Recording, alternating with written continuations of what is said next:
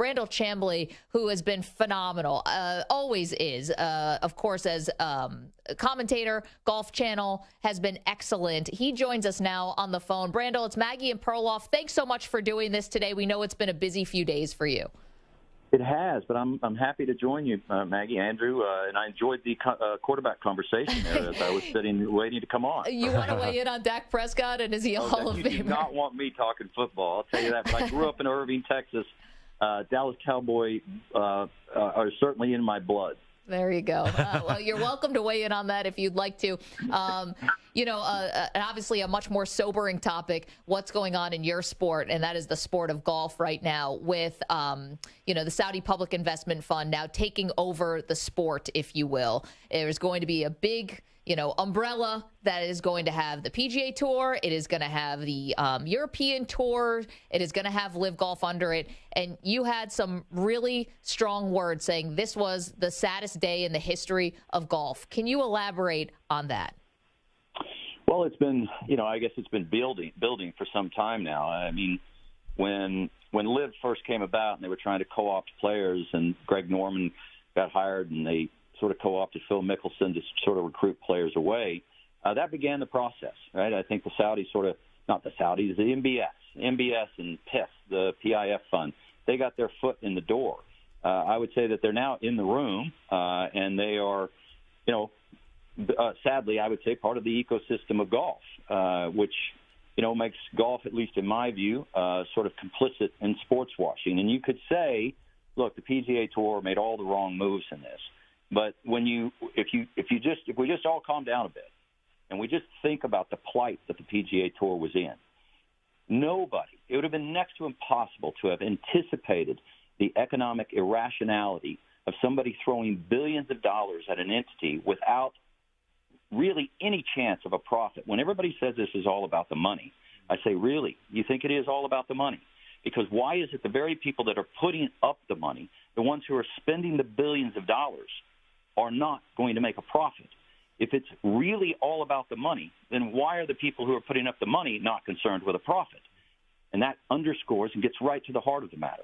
What they're doing is trying to launder their reputation, trying to sports wash. So it is not all about the money.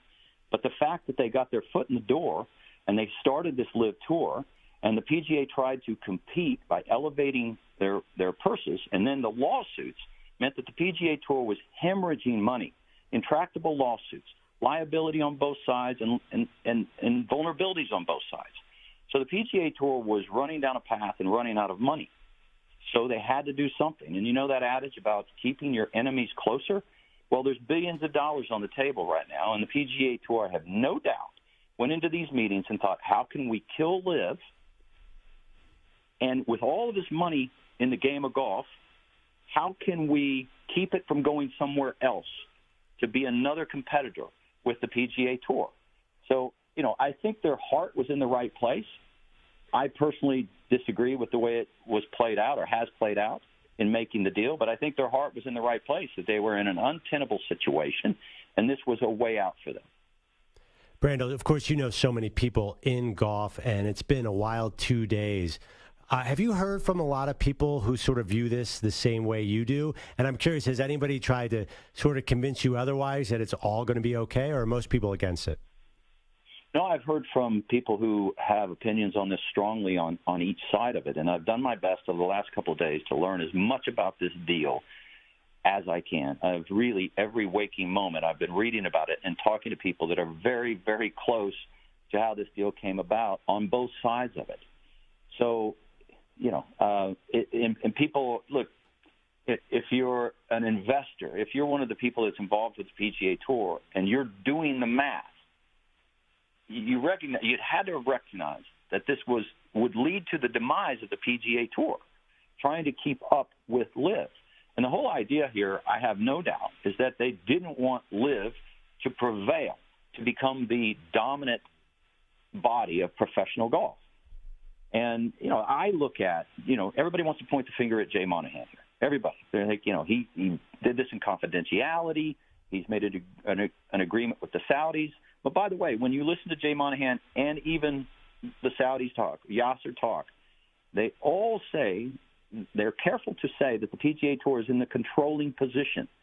If you just take a moment to go back and listen to their words, the PGA Tour is in the controlling position, which means that even though they're happy to take the PIF money, that the PIF and Yasser will not have control over where it is directed.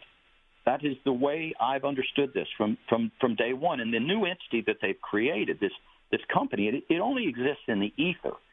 And if it does come to fruition, I have no doubt that it will either run some form of a league that plays team events off in the far reaches of the world, or it won't ever come to fruition. But anyway, as everybody wants to point their finger at Jay Monahan, I continue to point my finger at Phil Mickelson, Bryson DeChambeau, Dustin Johnson, Brooks Koepka. These are the players and others that left and went to LIV. And the minute they did, they brought legal action against the PGA Tour for antitrust, monopolistic reasons. But they also forced the PGA Tour hands to raise their purses to, I would say, irrational levels that are not supported by the ratings, which means that they would have to bring in private equity or venture capital, which means they might lose their tax-exempt status. And so them going to LIV brought, not only from an economic model, brought the possible demise of the PGA Tour. It also taints it with the reputation of having to get in bed with the Saudis. So while everybody's pointing their finger at Jay Monahan, I squarely have my finger pointed at the players that defected to LIV, and most princely among them is Phil Mickelson. Brandel Chamblee is joining us right now. Of course, a former professional golfer, PGA Tour pro, and he's now a commentator, Golf Channel, does an excellent job. And, I think where Jay Monahan, who's the commissioner of the PGA Tour, for those who might not know, I think where people really pointed the finger at him, Brandel, was just the hypocrisy, the playing on the heartstrings of the 9/11 families. Yeah. I mean, that was pretty deplorable, to then turn around and to do business. But my question, when you're pointing the finger at Phil Mickelson and Brooks Koepka and those guys, they had some pointed criticism for you. Did you take that personally when Brooks Koepka, tweeted back to you and when they personally went after you, Brandel? I found it kind of humorous, to be honest with you. If these guys were at all paying attention on that day, and this is funny, they were all walking around like they won the lottery or they got a promotion. And if they had 10 minutes to think about it, they would have realized they all got fired that day, and that their new boss is going to be the very man that they tried to sue through this new company. Their new boss, if he maintains his position as commissioner on the PGA Tour, will be Jay Monahan. They'll have no place to play golf other than the 4 major championships, and their only way back to the PGA Tour will be through Jay Monahan. And if you read Jimmy Dunn's quotes in the AP today, they're gloating, Phil Mickelson and Brooks Koepka and Bryson DeChambeau, obviously upsetting PGA Tour players such that it would hinder the possibility of this deal going through. Well, he said, I'm doubling their fines should they come back. So not only did they technically get fired, they doubled their fines. So I found their childish, attacks at me somewhat comical and laughable, because they're just collectively too ignorant to figure out what happened that day. So everybody in golf's getting together next week. Do you think there's going to be animosity, or is everyone going to be ready to move on, or what kind of atmosphere do you expect? Well, major championships have a way of, quieting the controversy amongst the players because there's so much at stake. So and I've always said the minute players walk on to a compound for a major championship, or really for any golf tournament, pretty much everything they're doing that week is to bring about an equanimity to where they can compete, to where they can get out there and do what they need to do. So, yes, these players are going to be facing questions next week from the media about the nature of this deal. But you watch, the controversy next week will be tapped down for sure. The players got a job to do. There's so much at stake in major championships. So, no, I don't think they'll flare up much at all next week. And I just, I do want to go back to Maggie's point about, the flip-flopping of Jay Monahan. And I agree with your points there.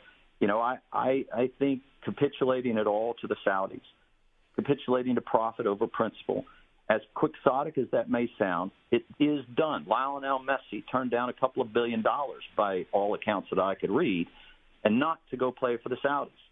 The entertainment agency of Endeavor, run by Ari Emanuel, they turned down $400 million to the Saudis. So occasionally people do the right thing for principle and not profit. The problem is if the PGA Tour wanted to literally rely on principle, okay, and fight this battle to the end, they would have had to go to the players and say, look, we're going to live on principle, okay? That's what we're going to do. We're going to stand firm. We're going to fight the Saudis, okay? But to do that, we're going to have to play for less money. We're going to have to reduce the purses probably by half, okay?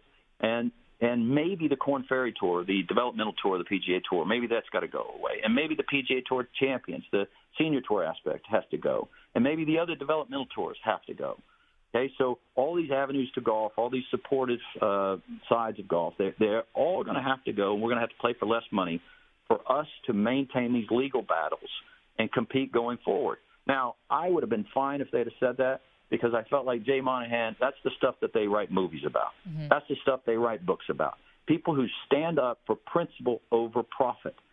And doing the right thing is hard. It's really hard, because there's always somebody that stands around there going, well, I'll pay you not to do the right thing. And in my view, the right thing would be to die on the sword. But that means professional golf or the PGA Tour may well have died right here in front of us, and the Saudis would have taken over.